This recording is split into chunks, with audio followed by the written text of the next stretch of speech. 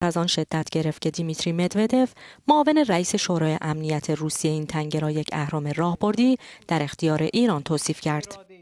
انتظار می‌رود دور جدید مذاکرات بیش از برنامه موشکی ایران بر غنیسازی اورانیوم و نقش هرمز متمرکز باشد، گذرگاهی که حدود 1/5 نفت جهان از آن عبور می‌کند. مقامات کشورهای حوزه خلیج فارس می‌گویند که تمرکز مذاکرات از مهار توان نظامی ایران فاصله گرفته و این تغییر رویکرد ممکن است به تثبیت موقعیت تهران در این مسیر حیاتی بیانجامد و پیامدهای امنیتی و تأثیر آن بر بازار انرژی منطقه را به حاشیه براند. این در حالی است که مذاکرات بر سر غنیسازی همچنان به نتیجه نرسیده و ایران با توقف کامل آن یا انتقال ذخایر به خارج از کشور مخالفت کرده.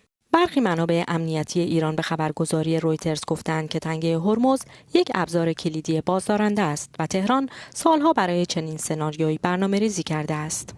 به گفته آنها این آبراه اکنون به شمشیری از غلاف بیرون آمده تبدیل شده، اهرمی تعیین کننده در افزایش قدرت چانه‌زنی در برابر قدرت‌های خارجی. تحلیلگران میگویند تمرکز مذاکرات بر تنگه هرمز بیش از هر چیز به دلیل اهمیت اقتصادی آن در جهان باز می‌گردد و به همین دلیل علیرغم حملات موشکی و پهپادی و فعالیت نیروهای نیابتی ایران در منطقه، نگرانی‌های امنیتی کشورهای خلیج فارس به حاشیه رانده شده است.